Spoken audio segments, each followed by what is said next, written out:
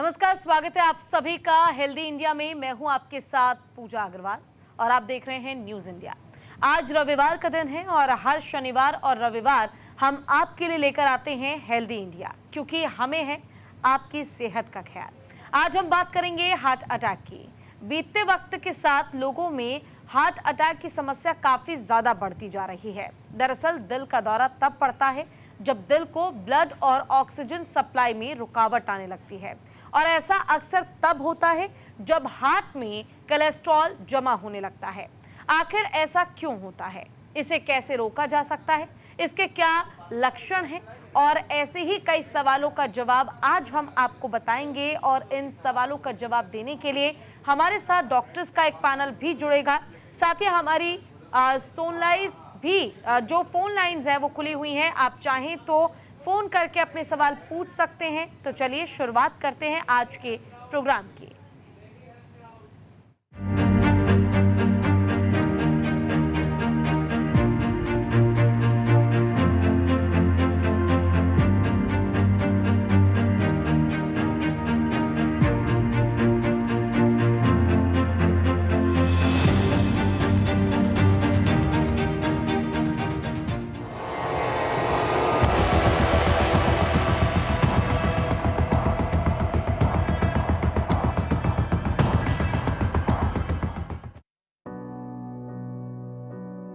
दिल को दौरा तभी पड़ता है जब धमनियों में रुकावट आती है, और रुकावट तभी आती है जब प्लाक नसों में जम जाता है, और जब ये प्लाक टूटता है तो खून का ब्लड क्लॉट बन जाता है, जिसके कारण रक्त की पूर्ति नहीं हो पाती, जिससे हार्ट मसल्स पर प्रभाव पड़ता है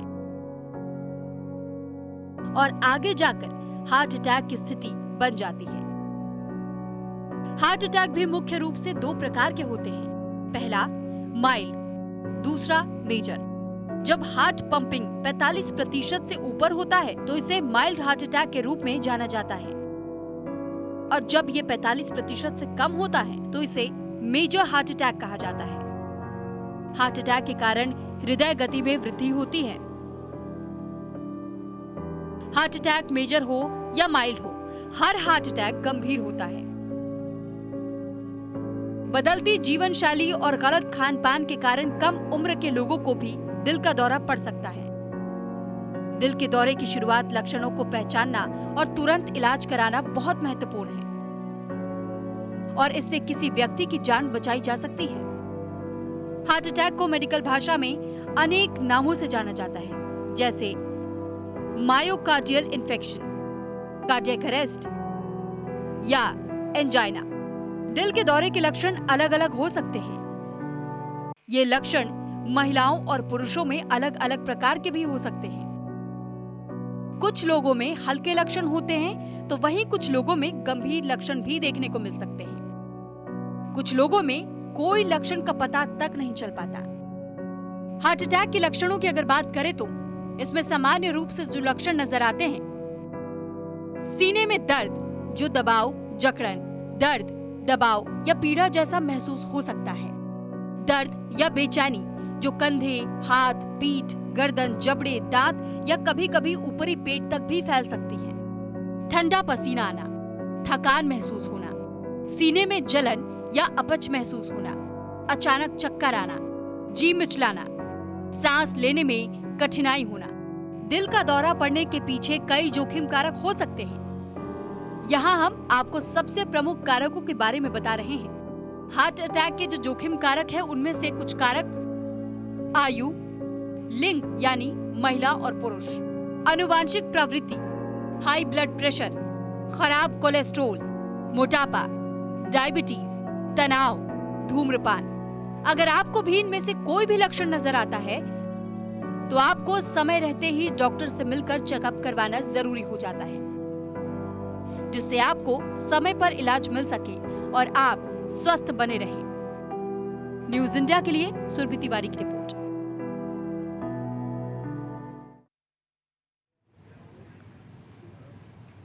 चलिए, तो हमारे साथ जो तमाम डॉक्टर्स का पैनल है वो जुड़ चुका है। एक बार उनका रुख करा देती हूँ। हमारे साथ जुड़े हुए डॉक्टर उमेश गुप्ता, कंसल्टेंट है, कार्डियोलॉजिस्ट, मणिपाल हॉस्पिटल बेंगलुरु से। साथ ही हमारे साथ डॉक्टर योगेश शर्मा है, कार्डियोलॉजिस्ट हैं। डॉक्टर सिद्धार्थ सम्राट जी हैं, सीनियर कार्डियोलॉजिस्ट हैं। साथ ही हमारे साथ हैं डॉक्टर रमित वाधवा जी, कंसल्टेंट कार्डियोलॉजिस्ट फोर्टिस हॉस्पिटल में। सबसे पहले तो शुरुआत सिद्धार्थ जी आपके साथ ही करना चाहूंगी। देखिए, कई सवाल आज के दौर में उठने लगे हैं हार्ट अटैक को लेकर। पहले ये इतना आम नहीं था, लेकिन आज के दौर में आप भी देख पाते हैं कि किस तरह लोगों की अचानक से जान जा रही है हार्ट अटैक से। तो सबसे पहले तो इसी को लेकर जानना चाहूंगी कि इसके पीछे आकर कारण क्या है, रीजन क्या है। मैं दर्शकों को बताना चाहूँगा कि हर हफ्ते मैं देख रहा हूँ एक न एक कोई पेशेंट आता है जो हार्ट अटैक के साथ होता है, और उसकी एवरेज आयु 40 के अराउंड होती है, इवन 40 से कम भी होती है। तो ये हम लोग पिछले 10 साल में ऐसा हमने देखा है कि हार्ट अटैक के पेशेंट जो यंग एज वाले हैं, 40 साल से कम है, वो बढ़ रहे हैं।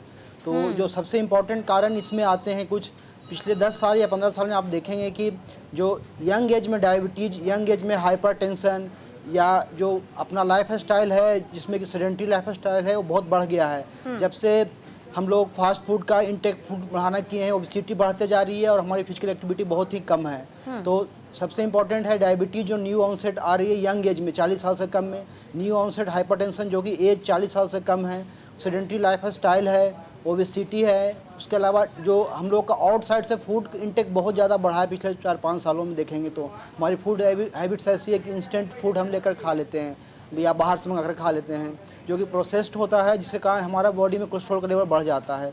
तो ये सब इंपॉर्टेंट कॉज है। इसके अलावा एक दो और इम्पॉर्टेंट कॉज है। वर्क प्लेस पे जो स्ट्रेस लेवल है वो भी एक बहुत बड़ा फैक्टर है हार्ट अटैक के लिए। वर्क प्लेस से जो वर्क प्लेस पे स्ट्रेस जो इंक्रीज हुआ है वो भी एक हार्ट रेट बढ़ा रहा है। तो ये सब इंपॉर्टेंट कारण है जिसके कारण हम लोग देख रहे हैं कि हमारे पास पेशेंट जो आ रहे हैं जिनकी एज 40 साल या उससे थोड़ी कम ही है और हार्ट अटैक के साथ आ रहे हैं। रमित जी, आपके पास आना चाहूँगी। देखिए, साफ तौर पर सिद्धार्थ जी ने जिक्र किया कम उम्र के लोग ज़्यादा हार्ट अटैक से पीड़ित हैं और कई बार उनकी अचानक से जान चली जाती है, और खासकर मैंने देखा है जिम में एक्सरसाइज करने के दौरान लोगों की जान जा रही है। तो ऐसे में देखिए, कोलेस्ट्रॉल तो एक रीज़न है ही, लेकिन क्या इसके अलावा भी और कोई कारण है जिसके ज़रिए जो आज की युवा पीढ़ी है वो हार्ट अटैक से ग्रसित होती जा रही है धीरे धीरे? तो उसका एक, जैसे डॉक्टर साहब ने बताया कि एक कारण तो हाइपर कोलेस्ट्रोलेमिया है कि हमारी बॉडी में एलडीएल की और कोलेस्ट्रॉल की मात्रा ज़्यादा होने की वजह से हमारी आर्टरीज के अंदर प्लाकिंग बन जाती है, जो कि रप्चर होती है, जिससे हार्ट अटैक होता है। जी सर। और दूसरा एक हमारा लाइफस्टाइल जिसमें स्ट्रेस इंक्रीज हो गया है, लैक ऑफ स्लीप हो गया है, फिर सिगरेट स्मोकिंग, और दूसरा जंक फूड जिसमें ट्रांस फैट का इंटेक काफ़ी ज़्यादा बढ़ गया है जी। तो स्पेशली जो हमारी यंग पॉपुलेशन है, अभी इतना आसान हो गया है कि आप एक बटन दबाते हैं मोबाइल का और आपके घर में 10 मिनट में बाहर का आउटसाइड फूड डिलीवर हो जाता है। आ जाता है, एग्जैक्टली। तो आई थिंक ये सारे रीजंस हैं कि यंग पॉपुलेशन में मोटापा बढ़ता जा रहा है, इंसुलिन रेजिस्टेंस बढ़ती जा रही है, डायबिटीज़ का इंसिडेंस बढ़ता जा रहा है, बीपी बढ़ता जा रहा है, और ये सारे रिस्क फैक्टर कंबाइन करके हमारी बॉडी में एथेरोस्क्लेरोटिक प्रोसेस को एक्सेलरेट करते हैं और जिसकी वजह से हार्ट अटैक्स हो रहे हैं। ठीक है, हमारे साथ योगेश शर्मा जी भी जुड़े हुए हैं और डॉक्टर उमेश गुप्ता जी भी जुड़े हुए हैं। उमेश जी, आपके पास आना चाहूँगी और आपसे जानना चाहूँगी। देखिए, साफ तौर पर कहा गया कि आजकल का जो खान पान है वो तो आपके लिए हार्ट अटैक का एक कारण बन ही रहा है, लेकिन आज की युवा पीढ़ी बहुत ज़्यादा अल्कोहलिक भी हो चुकी है। कहीं ना कहीं धूम्रपान किया जाता है उनकी ओर से, और हम कह सकते हैं कि इंडिया में हर चीज़ का एक जुगाड़ लोगों के पास है। ज़्यादा एक्सेस चीज़ें अगर आप करेंगे तो वो आपके हेल्थ के लिए नुकसानदायी होता है। इसलिए अब युवा भी समझते हैं कि चीज़ों को लिमिटेड तरीके से अगर किया जाए तो कहीं ना कहीं आप खुद को बचा सकते हैं, लेकिन रियलिटी या फैक्ट ये नहीं होता। अगर आप कोई चीज़ गलत कर रहे हैं, चाहे वो ड्रिंक हो या स्मोक हो, तो ये गलत है और ये चीज़ आपको इफेक्ट करेगी करेगी। हाँ जी, मैं मानता हूँ आप जो बोल रहे हैं एकदम सही है। और स्मोकिंग, अल्कोहल, ये सब एक रिस्क फैक्टर्स पे आता है, मॉडिफाइबल रिस्क फैक्टर्स, जिसकी वजह से फैट डिपॉजिशन, ब्लॉकेज होके फिर हार्ट अटैक होने का कारण है। स्मोकिंग, बल्कि मैं सुनता हूँ मेरे पेशेंट से कि मैं सिर्फ 1, 2 या 3 सिगरेट दिन का पीता हूँ और वो सब। तो मैं कहना चाहता हूँ कि चाहे आप 1 सिगरेट पे हो या 10 सिगरेट पे हो, एक ही बात है। स्मोकिंग जितना ज्यादा सिगरेट पीते हैं उतना ज्यादा रिस्क है लंग कैंसर और बाकी ओरल कैंसर, स्टमक कैंसर के लिए। मगर 1 सिगरेट अ डे से भी हार्ट अटैक होने का रिस्क होता है। तो हम लोग बिल्कुल भी स्मोकिंग के लिए मना करते हैं, एकदम नो है, not even 1 cigarette a day. Alcohol का ऑफ कोर्स आपने भी काफी बार सुना होगा कि कई डॉक्टर बोलते हैं कि आप थोड़ा रेड वाइन ले सकते हैं 30 ml 60 ml, मगर ऐसा कोई लिमिट नहीं है। तो इन जनरल मैं कहना चाहता हूँ कि अल्कोहल भी किसी भी कारण से किसी भी हद तक अल्कोहल एक्सेप्टेबल नहीं है। और अल्कोहल से अगर गुड कोलेस्ट्रॉल बढ़ता भी है, उसका दूसरे ऑर्गन्स पे डैमेज होता है, जैसे लिवर पे असर पड़ता है, स्टमक लाइनिंग पे असर पड़ता है। तो अल्कोहल हो या स्मोकिंग हो, हेल्थ के लिए बिल्कुल भी फायदेमंद नहीं है। बिल्कुल। देखिए योगेश जी, आपकी ओर अब आना चाहूंगी। एक मेरे वेल नोन पर्सन है, उनका ये मानना है कि जैसा कि अभी उमेश जी ने भी जिक्र किया कि अगर आप ये सोच रहे हैं कि एक दिन में अगर आपने 1 सिगरेट पी तो वो आपको इफेक्ट नहीं करेगा, और उनका कई बार ये तर्क भी होता है कि अगर आप कम लिमिट में चीजें कर रहे हैं तो वो आपके हेल्थ को इतना इफेक्ट नहीं करेगा, एक्सेस चीजें इफेक्ट करती हैं। लेकिन क्या वाकई लंग्स को इफेक्ट करने के अलावा हार्ट को भी स्मोकिंग या फिर अगर हम ड्रिंक कर रहे हैं, अल्कोहल ले रहे हैं, तो वो इफेक्ट करता है? और अगर करता है तो चाहे क्या लिमिटेड मात्रा में भी की जाए तो भी वो आपके हेल्थ के लिए इंजurious हो सकता है? ये जो अभी लोग सोचते हैं कि हम एक लिमिटेड अमाउंट में स्मोकिंग या फिर ड्रिंकिंग करेंगे तो उससे हमारे हेल्थ की प्रॉब्लम नहीं होगी। ये एक मिथ है, क्योंकि ये आप जितना आप करते जाएंगे तो उतना ही ज़्यादा ये जो है चीज़ें एक्युमुलेट होती जाती हैं। आप 1 सिगरेट आज पी रहे हैं, आप 1 सिगरेट कल पी रहे हैं, तो ये सारी चीज़ें एक्युमुलेट हो के जो सारा डैमेज है वो सारा एक साथ होके हार्ट को अफेक्ट करता है। तो लंग्स को भी अफेक्ट करता है, हार्ट को भी अफेक्ट करता है, और साथ में ड्रिंकिंग का भी वही होता है। तो ये जो चीज़ें होती है वो हमारे सेलुलर लेवल पे ये सभी चीज़ों को अफेक्ट करती जाती है। तो इन सब चीज़ों का कोई सेफ लिमिट नहीं होता है, तो इट इज़ ऑलवेज बेटर कि आप इनसे दूर रहें। बिल्कुल, यानी कह सकते हैं कि चाहे अगर 1 सिगरेट भी ली जा रही है तो भी वो आपके हेल्थ के लिए काफ़ी ज़्यादा इंजurious है और आपको इसका सेवन नहीं करना चाहिए अगर आप एक हेल्दी लाइफ चाहते हैं तो। एक बार फिर से मैं आपके पास आना चाहूँगी रमेश जी। देखिए, इससे पहले अगर हम एक अपने पेरेंट्स के जनरेशन की बात कर लें तो उनके टाइम पे आपने देखा भी होगा, जो हार्ट अटैक था वो इंसान को पहले एक अटैक आया, दूसरा आया, तीसरे में कई बार रिस्क काफ़ी ज़्यादा हो जाता था और व्यक्ति की जान चली जाती थी। लेकिन आजकल साइलेंट अटैक लोगों को आ रहे हैं, तो आखिर इसके रिस्क क्या है, इसके लक्षण क्या है, कैसे खुद में ये पहचाना जा सकता है कि हम हार्ट अटैक को अपनी ओर अट्रैक्ट कर रहे हैं, हमें बचना चाहिए उससे? तो इसमें जो यंग पॉपुलेशन है उनके अंदर जो ब्लॉकेजेस होती है उसमें जो प्लाक होता है वो सॉफ्ट प्लाक होता है। जो सॉफ्ट प्लाक होता है उसकी जो ऊपर की कैप होती है वो बहुत थिन होती है। तो कोई भी ट्रिगर, सपोज अगर कोई जिम में एक्सरसाइज कर रहा है, उसके अंदर कैटेकोलामिन्स बहुत हाई हो जाते हैं, या कोई स्मोकिंग कर रहा है, कोई बिंज ड्रिंकिंग कर रहा है, उससे वो प्लाक रप्चर होने का डर रहता है। जब वो प्लाक रप्चर होता है उसके ऊपर प्लेटलेट्स एग्रीगेट होते हैं और वहाँ पे एक खून का थक्का बन जाता है जिससे हार्ट अटैक होता है। और ये जो हार्ट अटैक होता है ये बहुत डेंजरस हार्ट अटैक होता है। 50% लोग तो हॉस्पिटल पहुँच नहीं पाते, रास्ते में कोलैप्स करके सडन कार्डियक डेथ हो जाती है इनकी। तो ये एक इसीलिए हम बहुत सारे ऐसे न्यूज़ सुनते हैं जिसमें यंग लोग ड्यूरिंग द जिम या during physical activity suddenly collapse कर जाते हैं। और दूसरा, कुछ लोगों में अंडरलाइंग हार्ट डिजीज़ होती है, उनमें 70% या 80% की ब्लॉकेज होती है, उनमें कई बार टिपिकल सिम्टम्स नहीं आते हैं, जैसे कि चेस्ट पेन होना। उनको कई बार एटिपिकल सिम्टम्स हो सकते हैं, जैसे पेन सिर्फ जॉ में होना ड्यूरिंग एक्सर्शन, या पेन एपिगैस्ट्रिक रीजन में जिसको हम कलेजे में बोलते हैं होना, या खाली पेन उनको लेफ्ट आर्म में भी हो सकता है, या नमनेस रह सकती है, साथ में उनको अनएक्सप्लेन्ड स्वेटिंग हो सकती है। सो ये सारे सिम्टम्स जो हैं ये भी दर्शाते हैं कि पेशेंट को एक एंजाइना हो रहा है और इम्पेंडिंग हार्ट अटैक उसको हो सकता है आगे जाके।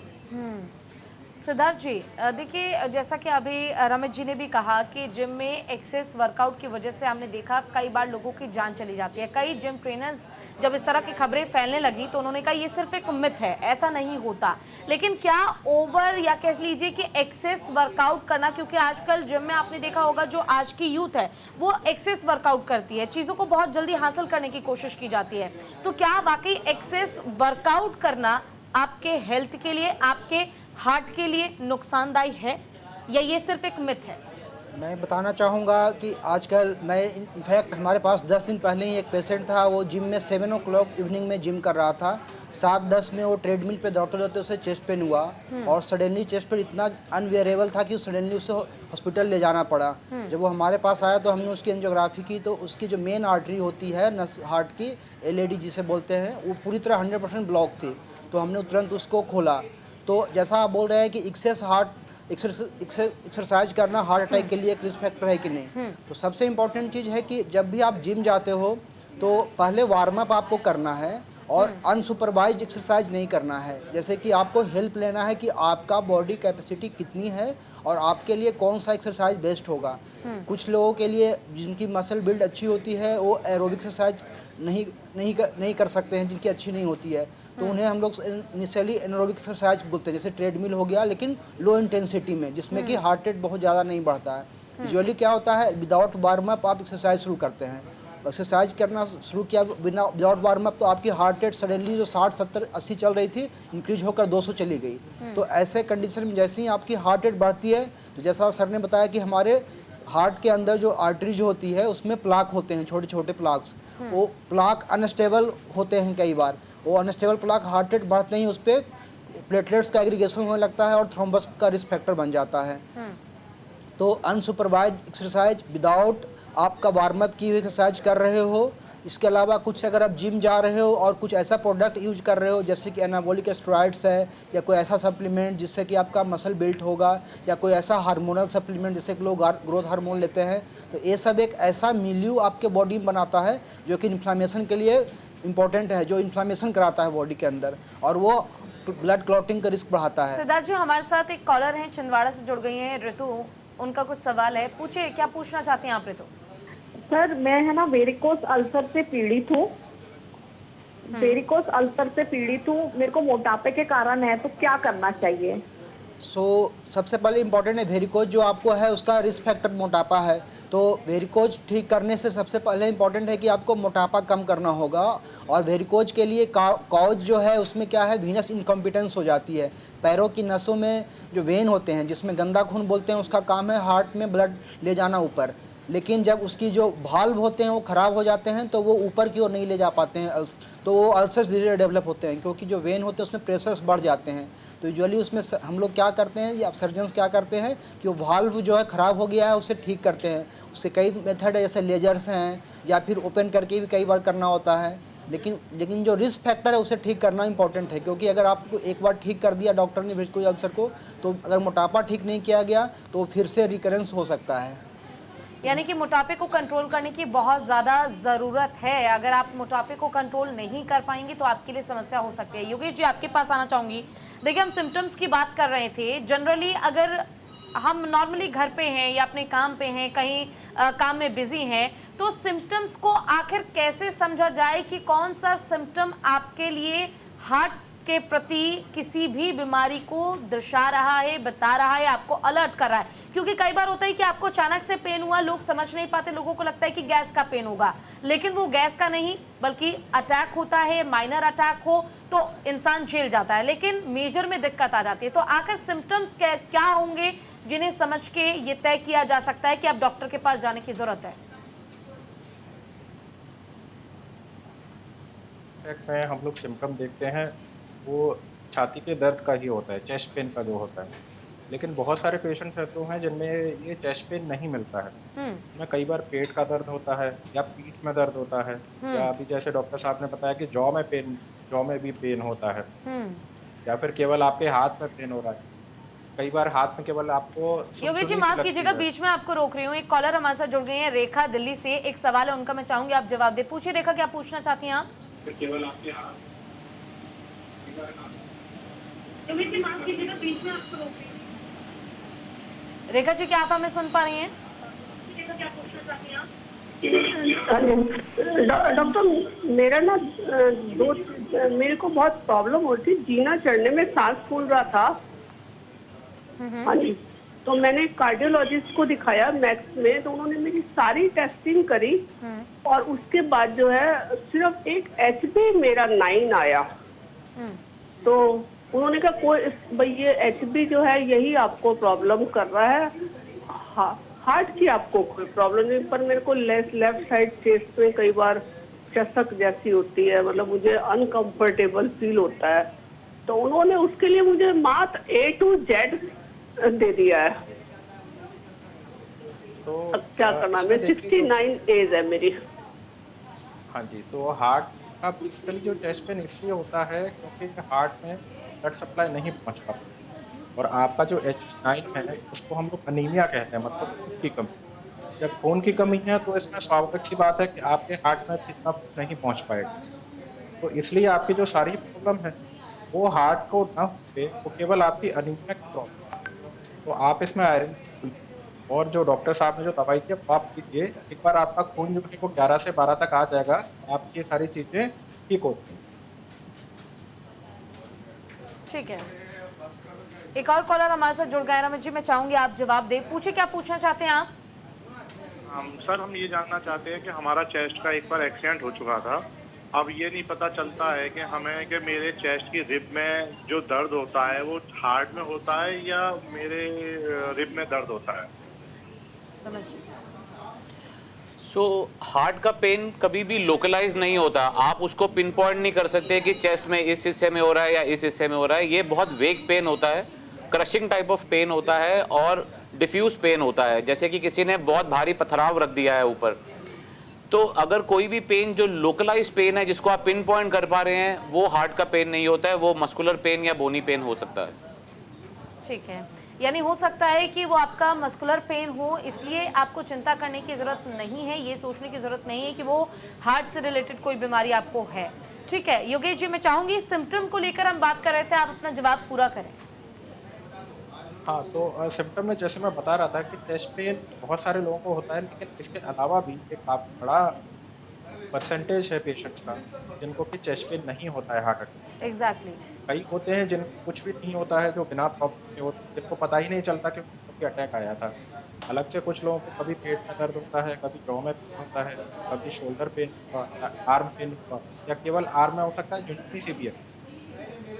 तो ये सब चीज़ें अगर इनके साथ में कई बार आपको अगर ज़्यादा तकलीफ अगर लग रही है, कई बार आपकी बॉडी आपको बताती है कि कुछ गलत हो रहा है, तो आपको वो चीज़ें सुननी है आपकी बॉडी की और आपको पास में डॉक्टर के पास जाना है। और ख़ासकर अगर आपको लगता है कि केवल गैस है, एक गैस बहुत सारे लोग कन्फ्यूज करते हैं, तो अगर आपको लग रहा है कि ये गैस ऐसी नहीं है जैसी आपको लास्ट टाइम थी, या अगर आपकी गैस आपने पेंटोप्रेजोल लिया अगर उससे भी अगर आपको आराम नहीं लगा, तो ये गैस की प्रॉब्लम लगेगी, ये हो सकता है आपके हार्ट। ठीक है, आप सभी हमारे साथ बने रहिएगा क्योंकि ये चर्चा आगे भी जारी रहेगी। उमेश जी, ब्रेक के बाद लौटूंगी तो आपसे सवाल लूंगी, और यहाँ वक्त एक छोटे से ब्रेक का है, ब्रेक के बाद हम जल्द लौटेंगे, कहीं मत जाइएगा। जो कॉलर्स हैं वो कॉल लगा के अपना सवाल पूछ सकते हैं।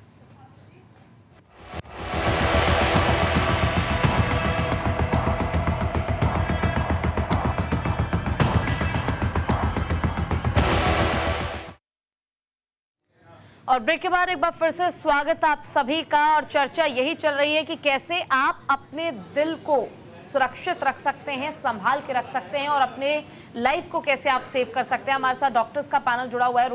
उमेश जी, आपके पास आना चाहूँगी, आपसे सवाल मेरा यही रहेगा। देखिए, आज के लाइफस्टाइल में चीज़ों को कंट्रोल कर पाना, वो भी खासकर यूथ को जो कि वाकई हाई रिस्क में है, क्या कोई ऐसा जुगाड़ है या कह सकते हैं कि कोई ऐसा प्रबंध, कोई ऐसी मेडिसिन जिसके जरिए आप अपने हार्ट को हेल्दी रख सके, चाहे रिस्क हो या ना हो? तो सबसे पहले मैं ये कहना चाहता हूँ कि चाहे वो यूथ हो, लगा लीजिए 20 इयर्स के ऊपर जो भी आदमी, क्योंकि आजकल age is not the criteria. Heart attack किसी को भी आ सकता है।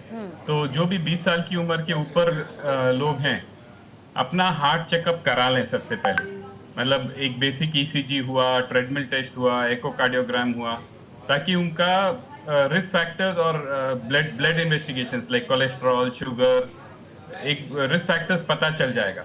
तो उस हिसाब से फिर आगे कितने फ्रीक्वेंसी में उनको अपना टेस्ट कराना होगा वो हम बता सकते हैं। और ऐसा कोई मैजिक पिल नहीं है जिससे आप हार्ट अटैक को प्रिवेंट कर सकें। सिर्फ इन्वेस्टिगेशंस करके अपना रिस्क फैक्टर्स को कंट्रोल में लाके, अगर इनकेस थोड़ा बहुत भी कोलेस्ट्रॉल बढ़ा हुआ है या शुगर बढ़ा हुआ है, तो लाइफस्टाइल चेंजेस से आप अपने कोलेस्ट्रॉल और शुगर को कंट्रोल में ला सकते हैं। और बाकी नॉन मॉडिफाइबल रिस्क फैक्टर जैसे फैमिली हिस्ट्री है या जेनेटिक, जैसे आपने शुरू में बोला था कि मेल जेंडर इटसेल्फ एक तरह का रिस्क फैक्टर है, उसको हम कुछ नहीं कर सकते हैं। But modifiable risk factor, smoking, alcohol, वो सब हम कंट्रोल में रख सकते हैं और हार्ट अटैक का मतलब होने का चांसेस प्रिवेंट कर सकते हैं।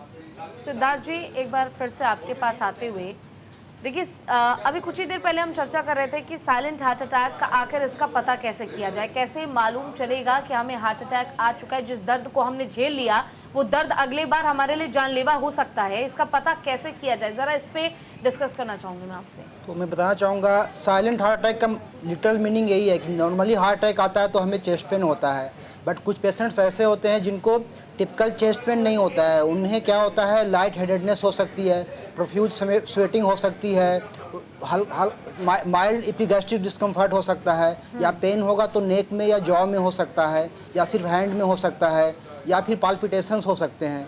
तो यूजुअली हम लोग ऐसे सिम्टम्स को इग्नोर कर देते हैं कि अरे ये तो कुछ नहीं है, ऐसे ही था, कल बुखार था या कल एग्जर्शन कर लिया, कुछ ज़्यादा काम कर लिया इसलिए ऐसा हो रहा है। बट ऐसा अगर हो रहा है तो इसे इग्नोर नहीं करना है। अगर आपको पहले से कोई हिस्ट्री है डायबिटीज़ की, हाइपरटेंशन की, या ओबेसिटी की, या डिस्लिपिडीमिया है, या आपके फैमिली हिस्ट्री में किसी को हार्ट की प्रॉब्लम रही है, यंग में हार्ट डिजीज कुछ हुआ, हार्ट अटैक हुआ है मदर को, फादर को, या बड़े भाई को या बहन को, या कोई भी अदर सेकंड डिग्री या फर्स्ट डिग्री रिलेटिव्स को हुआ है, तो पॉसिबिलिटी है कि ये जो सिम्टम्स हुए थे वो हार्ट अटैक के कारण हुए थे। तो जैसा कि आपने पूछा कि कैसे इनको पहचानना है, तो सबसे इम्पॉर्टेंट है कि ऐसे सिम्टम्स अगर आते हैं तो इग्नोर ना करें, अपने नियर बाई डॉक्टर के पास जाएं। और वो डॉक्टर ईसीजी, सबसे पहले तो आपको हिस्ट्री एग्जामिनेशन करेंगे और सबसे पहला टेस्ट जो होता है ईसीजी करते हैं हम लोग। ईसीजी करने के बाद वो देखेंगे कि उसमें कोई पैथोलॉजिकल फाइंडिंग तो नहीं है, ऐसी कोई अबनॉर्मल फाइंडिंग तो नहीं है जो कि नॉर्मली वेव ईसीजी में नहीं होता, जैसे कि क्यू वेव जो है अबनॉर्मल प्रेजेंट हो, या कोई ईसीजी में ऐसी एसटीटी चेंजेज हैं जो लग रहा है कि ये नॉर्मली नहीं होता है। तो उसके बेसिस पे वो further test like treadmill test हो, या फिर 2D इकोकार्डियोग्राम हो, या फिर कुछ ब्लड टेस्ट जैसे कि ट्रोपोनिन आई लेवल्स होते हैं, या troponin T level, CKMB level, ये सब टेस्ट हम लोग करते हैं। इसके बेसिस पे हम लोग करते हैं कि ये मोस्ट लाइकली जो आपको सिम्टम्स हो रहे हैं वो बिकॉज ऑफ हार्ट अटैक है, not because of simple exertion के कारण हो रहा है या अदर कोई सिम्टम के कारण हो रहे हैं।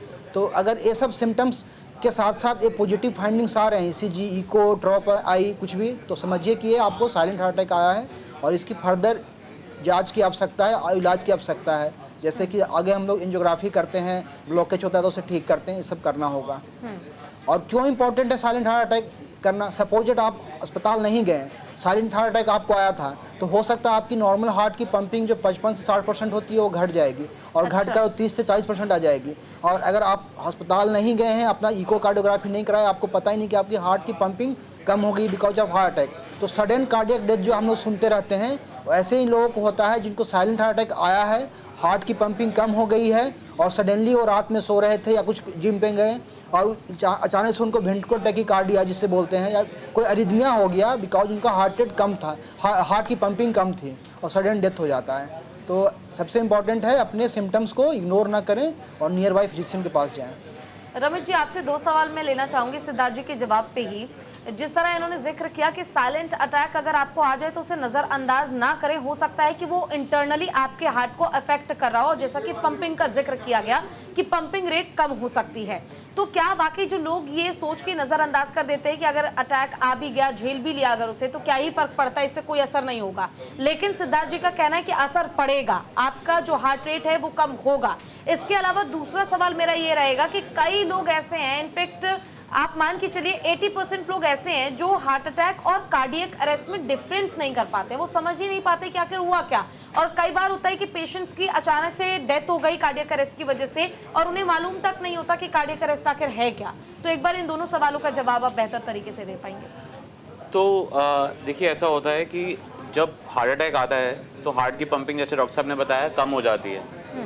तो अगर सपोज करो वो पंपिंग 35 या 25% रह जाती है, तो ऐसे पेशेंट जो हैं वो नॉर्मली जो इमरजेंसी में प्रेजेंट करते हैं वो हार्ट फेलियर में प्रेजेंट करते हैं, या पंपिंग कम होने की वजह से हार्ट के अंदर ब्लड उस तरह से फ्लो नहीं होता है, तो हार्ट के अंदर कैविटी में क्लॉट बन जाता है और वो स्ट्रोक की तरह प्रेजेंट करते हैं। तो बहुत सारे ऐसे पेशेंट हैं जो इमरजेंसी में हार्ट फेलियर में आते हैं, स्ट्रोक के साथ आते हैं, या सडन कार्डियक अरेस्ट के साथ आते हैं।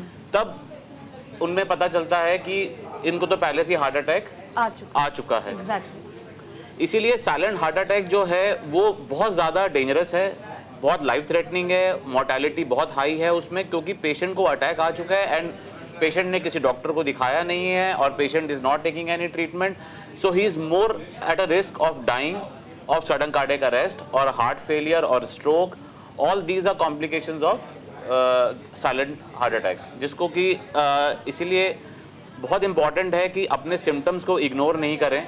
अगर आपको अनएक्सप्लेन स्वेटिंग हो रहा है, एपिगैस्ट्रिक पेन हो रहा है, कई बुजुर्ग लोग आते हैं जो कहते हैं भाई मेरे को तो बस डकारें आई हैं और डकार किया मैं ठीक हो गए, लेकिन पसीना घबराहट चल रहा है, वो साइन है हार्ट अटैक का। वो आप उसको एसिडिटी मत समझिए, क्योंकि वो आपको एवरीडे तो वैसी गैस या डकार नहीं आ रही है, अनएक्सप्लेन्ड है, पहली बार हो रहा है, तो आपको इसको इग्नोर नहीं करना है। You have to rush to emergency, जहाँ पे आपका डॉक्टर ईसीजी करेगा, इको करेगा, ब्लड मार्कर्स करेगा, ताकि जल्दी से जल्दी उसका डायग्नोसिस बनाया जाए, जल्दी से जल्दी ट्रीटमेंट स्टार्ट किया जाए और जल्दी से जल्दी जो मसल्स हैं हार्ट के उनको सैल्वेज किया जाए। ओके योगेश जी, हर व्यक्ति यही चाहता है कि अगर वो बीमार हो जाए तो दवाई लेने के बाद बैक टू नॉर्मल लाइफ वाली जिंदगी उनकी हो जाए। ऐसे में अगर हम हार्ट अटैक की बात करते हैं, मान लीजिए किसी को साइलेंट अटैक आया या फिर किसी को फर्स्ट फेज का अटैक आया और ट्रीटमेंट के बाद क्या वो व्यक्ति ये उम्मीद कर सकता है कि वो अपने नॉर्मल लाइफ में वापस जा पाएगा, या फिर वहां पर अगर एक बार आपके लाइफ में अगर आपको अटैक आ गया, आपके हार्ट को अफेक्ट हुआ,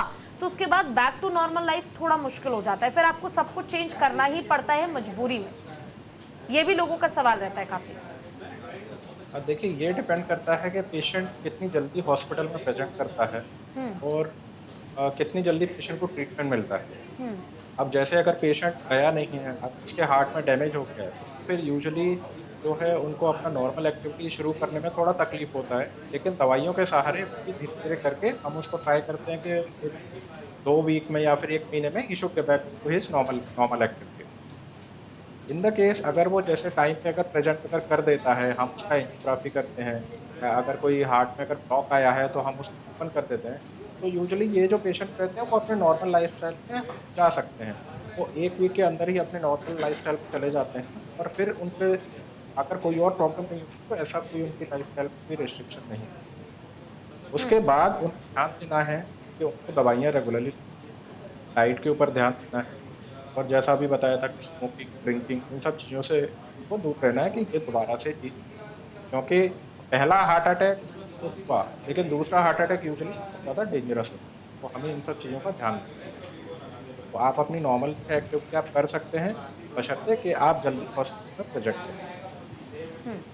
ठीक है उमेश जी, देखिए अभी एक सवाल मैं सोच रही थी बैठे हुए कि जब हार्ट अटैक की हम बात कर रहे हैं, पहले हमने देखा किस तरह लोगों को फर्स्ट फेज, सेकंड फेज, फिर थर्ड फेज, फिर उसके बाद कहीं जाकर रिस्क होता था, लाइफ थ्रेटनिंग वो हार्ट अटैक होता था लोगों के लिए। लेकिन आज के टाइम में अचानक से, मतलब लोगों के अचानक से यूं ही जान चली जा रही है, लोगों को अचानक से न जाने क्या हो जाता है, स्ट्रोक हो जाता है या अटैक के कारण लोगों की मौत हो जाती है। तो आखिर इसको प्रिवेंट कैसे किया जा सकता है, क्या ऐसी चीजें की जाती है? देखिए टेस्टिंग तो एक तरीका है ही, लेकिन क्या इसके अलावा भी कोई तरीका है जिसके जरिए खुद को प्रिवेंट किया जा सकता है हार्ट अटैक से?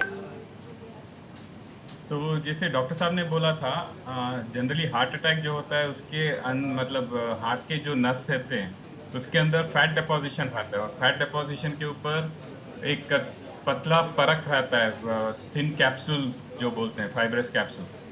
तो अगर जिसको हार्ट अटैक होता है कोई भी कारण से, प्रेशर बढ़ने से या गुस्सा आने से, टेंशन होने से, स्ट्रेस बढ़ने से वो कैप्सूल ब्रेक होके उधर खून का गांठ पड़ जाता है और सडन कोलैप्स हो जाते हैं। और पहले जो हम सुनते थे कि हमारे जो भी बुजुर्ग मतलब सीनियर्स जो भी थे कि एक बार अटैक हुआ, सरवाइव कर गए, फिर दूसरा अटैक हुआ, तीसरा अटैक हुआ, तो क्या होता है कि उनका मतलब over a period of time, क्योंकि उनका वो लोग एज की वजह से भी और जो हार्ड वर्क करने से, जो रेगुलर एक्सरसाइज करते हैं, उनका हार्ट मसल्स इतना स्ट्रांग हो जाता है कि नेचुरल कोलैटरल फॉर्मेशन बनने लगता है, मतलब धीरे धीरे बाजू की नसें खुलने लगती हैं। तो उससे उनको एक अगर अटैक भी आ जाता है तो बाकी नसें उनका मतलब ख्याल रख के वो कोलैप्स नहीं होते, मतलब सडन कार्डियक डेथ नहीं होता है।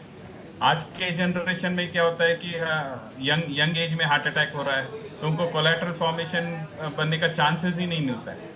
तो यंग एज में या किसी को भी हार्ट अटैक होता है तो वो सडन कोलैप्स होके सडन कार्डियक डेथ हो सकता है, और अरिथमियाज और उन कारणों की वजह से भी सडन कार्डियक डेथ हो जाता है। सिद्धार्थ जी, क्या कोविड के बाद वाकई लोगों का जो हार्ट है वो वीक हो चुका है? कोई पॉजिटिव, हम लोग कोविड के बाद पेशेंट हार्ट अटैक के आ रहे हैं मामले, बट ये डायरेक्टली कोविड का इफेक्ट है ये कहना बहुत डिफ़िकल्ट क्वेश्चन आंसर है, क्योंकि कोई कॉजल रिलेशनशिप प्रूवन नहीं है। बट ऐसा हम लोग देख रहे हैं कि पेशेंट्स हार्ट अटैक के आ रहे हैं कोविड के बाद, तो मेरे हिसाब से इनडायरेक्ट को रिलेशंस हैं। कोविड के बाद बहुत लोग बेरोजगार हुए हैं, बहुत लोगों को वर्क प्लेस पे स्ट्रेस लेवल बहुत बढ़ा है, इनकम के सोर्स कम हुए हैं, और इसके कारण वो धूम्रपान ज़्यादा कर रहे हैं, स्मोकिंग, अल्कोहल, टोबैको ले रहे हैं। तो इनडायरेक्टली ये इफेक्ट जो हुआ है कोविड का, इसके कारण मोस्ट लाइकली हार्ट अटैक के मामले आए हैं।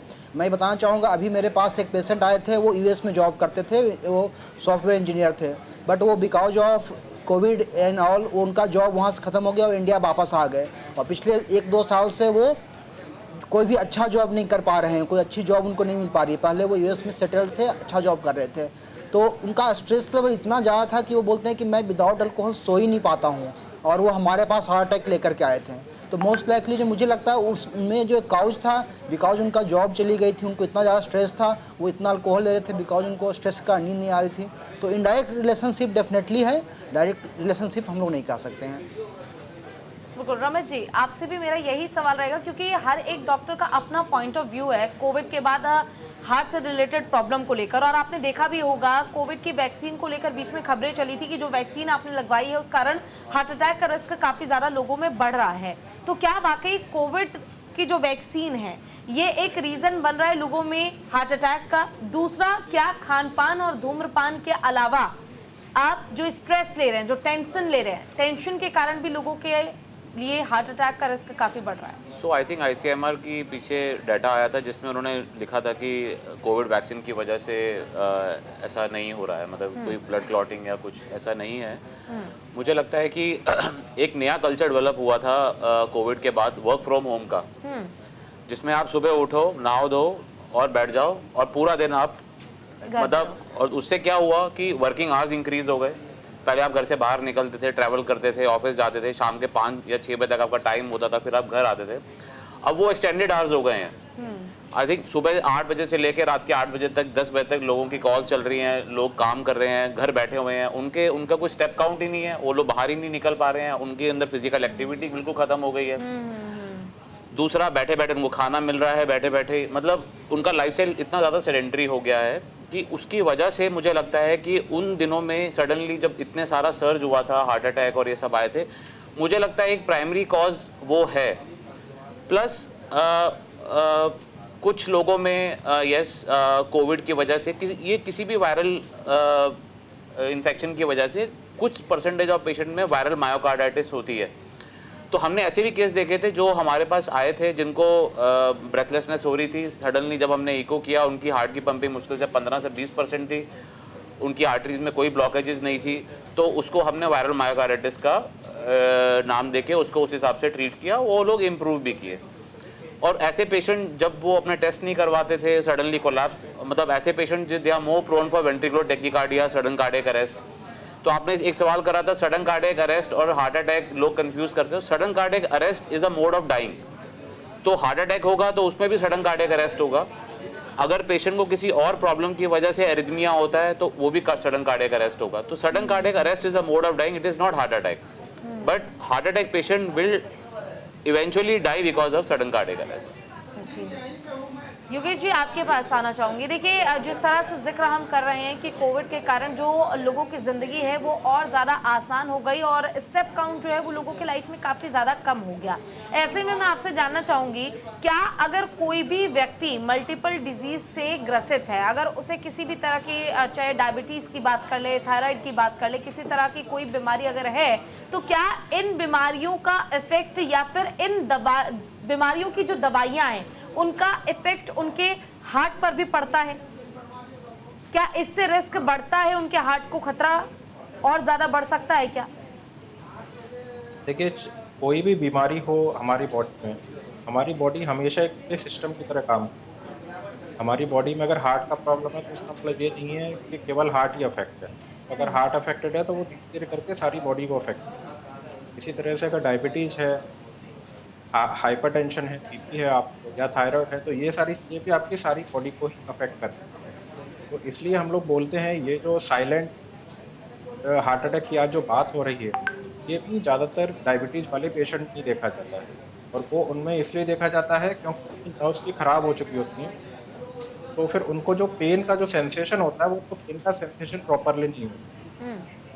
तो ये सारी चीज़ें एक दूसरे से रिलेटेड रहती हैं। ऐसे ही आपका जो थायराइड होता है, तो थायराइड में हम कई बार जो रिलैक्सेशन होता है हार्ट का, तो डायस्टोल बोलते हैं, पेशेंट को कई बार डायस्टोलिक डिस्कम्फर्ट। तो इसलिए हमें हमेशा आपसे बात करनी है कि थायराइड अगर आपको है, आपको उसका दवाई लेना है और आपको उसको कंट्रोल करना है। अगर आपको डायबिटीज़ है, आपको उसके मेडिसिन लेने हैं, आपको उसको कंट्रोल करना है। दवाई लेने से आपको हर दवाई के साइड इफेक्ट हैं, लेकिन आप बेनिफिट जो है वो बहुत ज़्यादा है, और जो साइड इफेक्ट होते हैं वो बहुत कम पेशेंट में देखने को मिलते हैं। इसलिए आपको ये सब घबरा, आप केवल आपका लाइफस्टाइल और आपकी जो शुगर है वो आप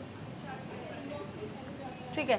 उमेश जी, आपसे जानना चाहूँगी, देखिए अभी कुछ दिन पहले ही सरकार की ओर से कई ऐसी मेडिसिन हैं, चाहे उसमें पैरासीटामोल ही क्यों ना रहा हो या फिर गैस के लिए तमाम दवाइयाँ ऐसी थी जिन्हें बैन किया गया था क्योंकि वो हायर रिस्की थी। क्या इस तरह की दवाइयों का, जिन्हें हम आम जिंदगी में कभी भी चलते फिरते, अगर आप हल्का बीमार हुए तो अपने घर पर ही आपने दवाई ले ली, क्या इस तरह की दवाइयाँ भी आपके शरीर को अफेक्ट कर सकती हैं बुरी तरीके से?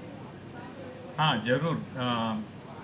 अननेसेसरी मेडिकेशंस, जैसे अगर आप जैसे बोल रहे थे पैरासीटामोल है, पेन किलर टैबलेट्स है, हेवी एंटीबायोटिक्स हैं, बिल्कुल एंटीबायोटिक्स है, तो ये अननेसेसरी मेडिकेशन से शरीर में इफेक्ट हो जाती हैं।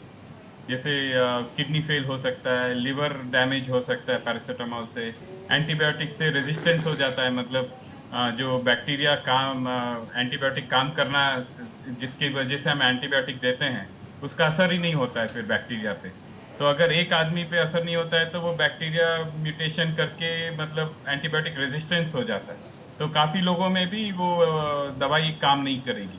तो इसलिए हम सोच समझ के कि एंटीबायोटिक की सही में ज़रूरत है या बिना एंटीबायोटिक के आप अपना इन्फेक्शन, मतलब जो भी एक बुखार है या हल्का बुखार आने पे कई डॉक्टर्स या पेशेंट्स अपने आप ही जाके मेडिकल शॉप में जाके एंटीबायोटिक ले लेते हैं, पूरी तरह से कोर्स कंप्लीट नहीं करते हैं, 2 दिन 3 दिन का दवाई लेके बंद कर देते हैं कि अभी बुखार कम हो गया तो आगे लेने की जरूरत ना पड़े।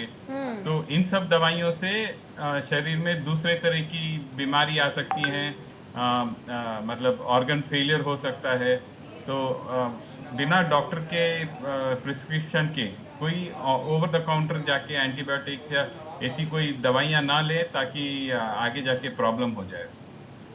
बिल्कुल सिद्धार्थ जी, देखिए अभी हम मेडिसिन की तो बात कर ही रहे थे, अब एक बार स्टेरॉइड्स को लेकर भी मैं बात करना चाहूँगी कि जो जिनमें स्टेरॉइड्स का इस्तेमाल किया जाता है, बेशक लोगों को आप लाख समझाइए लेकिन लोग मानते नहीं हैं कि ये लोगों के लिए कितना हार्मफुल है। तो मैं आपसे ये जानना चाहूँगी कि क्या स्टेरॉइड्स लेना ठीक है या फिर ये वाकई, अगर हम जो जिम ट्रेनर है उनकी बात ना सुने, ना माने, उनके बिजनेस को ना प्रमोट करें, तो वाकई ये आपके हेल्थ के लिए नुकसानदायी है?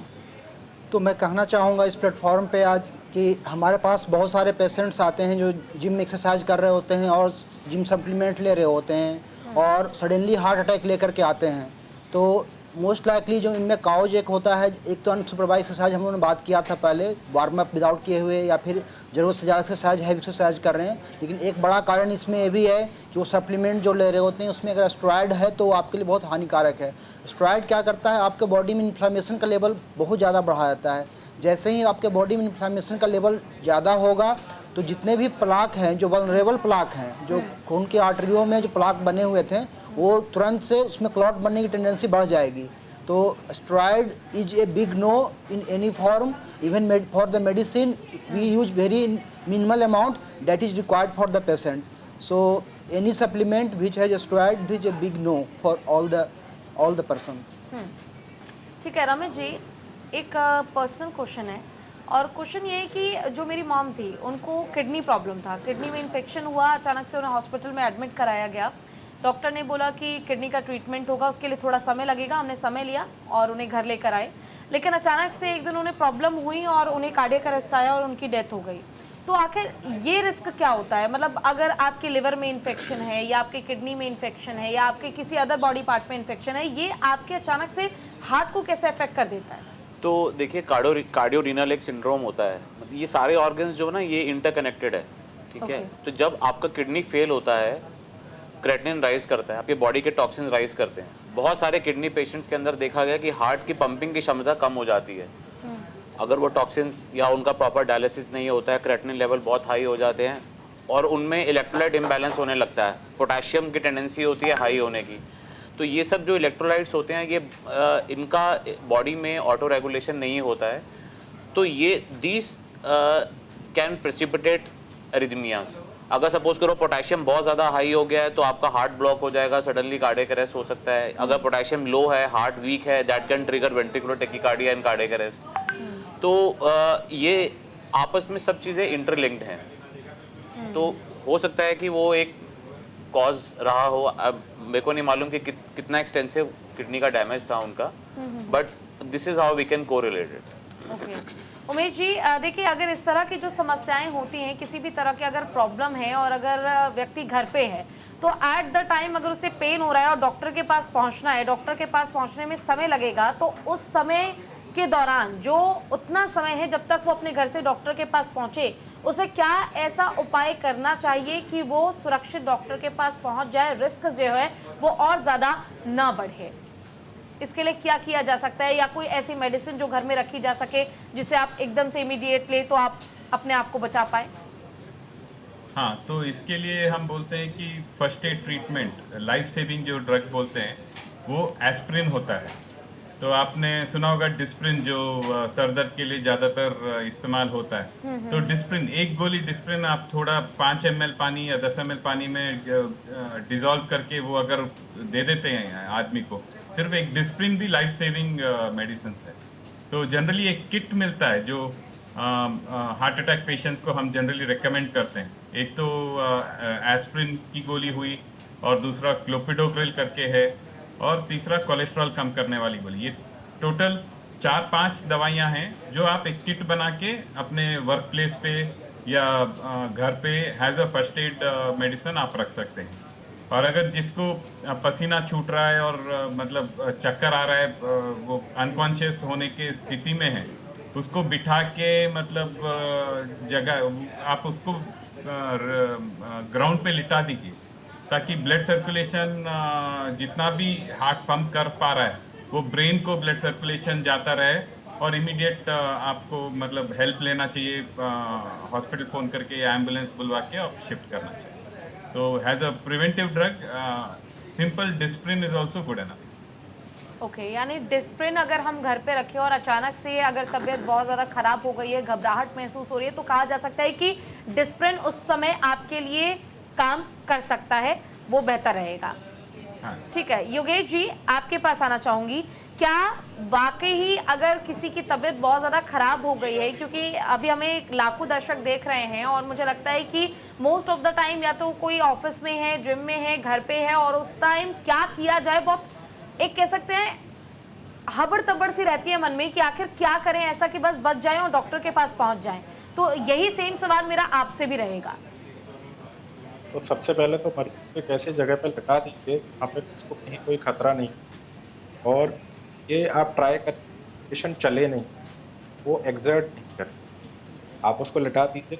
केस अगर उसके अगर हार्ट अटैक ब्रेन में अगर ब्लड तक नहीं पहुंच पाता है तो थोड़ा सा उसको हेल्प करेगा। साथ में आपको एम्बुलेंस या कॉल करना है। इन केस अगर पेशेंट को सीपीआर की जरूरत पड़ती है तो हम आजकल काफ़ी बताते हैं पब्लिक को सीपीआर का ट्रेनिंग होता है, वो एक काफ़ी फायदेमंद होता है इन सब। और बहुत सारी जगह पे आजकल एक ऑटोमेटिक एक्सटर्नल डिफिब्रिलेटर जो कि हार्ट अटैक के कई बार अगर आता है तो उससे डिटेक्ट करके शॉक दे देती है तब तक कि आप हॉस्पिटल नहीं पहुंच पाते।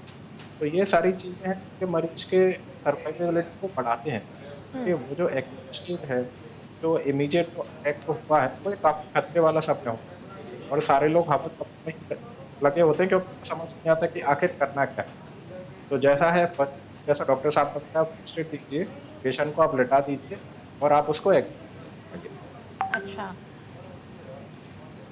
रमित जी, आपके पास आना चाहूँगी। देखिए, सीपीआर का जिक्र किया जा रहा है। सीपीआर के समय कई ऐसे लोग हैं जो घबरा जाते हैं कि कहीं पंपिंग बहुत तेज़ ना हो जाए, पंपिंग कैसे की जाए। अब जिस टाइम सिचुएशन उनके सामने है उस समय चीज़ों को समझ पाना बड़ा मुश्किल सा हो जाता है, तो आखिर उस सिचुएशन से कैसे निकला जाए? सबसे पहले देखिए, ऑब्वियसली बहुत ज़रूरत है इस चीज़ की कि हम RWAs में, सोसाइटीज़ में, कंपनीज़ में जाके CPR की उनकी बेसिक BLS लाइफ सपोर्ट की क्लासेस, मतलब उनको ट्रेनिंग इम्पार्ट करें। ये बहुत ज़्यादा ज़रूरत है अभी इस टाइम हमें। दूसरी चीज़ ये है कि आपको अपने लोकेलिटी का जो एरिया के जो नियरेस्ट हॉस्पिटल है, आपके पास उसका एम्बुलेंस नंबर या इमरजेंसी नंबर होना बहुत ज़रूरी है। ताकि आप immediately you can call for help, सबसे ज़्यादा ज़रूरी है। तो जब तक आपकी एम्बुलेंस आएगी तब तक, अगर सपोज पेशेंट कोलैप्स कर गया है, उसकी पल्स नहीं है, तो आपको तब तक CPR करना है जब तक आपकी मेडिकल हेल्प नहीं आ जाती है। और वो एक आदमी के बस का नहीं है, तो आपको पूरा टीम की तरह काम करना पड़ेगा।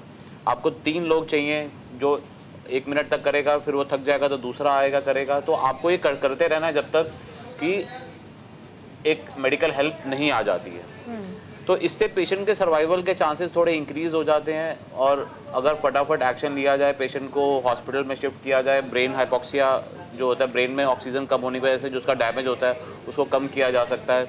हॉस्पिटल में ऑब्वियसली जब मेडिकल केयर मिलती है तो चांसेस ज़्यादा होते हैं पेशेंट के रिवाइवल होने के। तो यही सब स्टेप्स हैं जो कि आप उठा सकते हैं। चलिए ठीक है, तो देखिए तमाम ऐसे स्टेप्स जिनके ज़रिए आप खुद को हेल्दी रख सकते हैं, खुद को प्रोटेक्ट कर सकते हैं। हार्ट अटैक से बचने का सिर्फ एक ही तरीका है, हेल्दी लाइफस्टाइल। आप अच्छा खाइए, हेल्दी खाइए, खुद को और अपने पूरे परिवार को हेल्दी रखने के लिए, कोलेस्ट्रॉल से दूर रखने के लिए बाहर के खान पान को बिग नो कहिए। आप सभी का बहुत बहुत शुक्रिया कि आपने अपना कीमती समय हमें दिया और हमारे साथ जुड़े। फिलहाल के लिए हमारे इस खास प्रोग्राम में बस इतना ही। नमस्कार।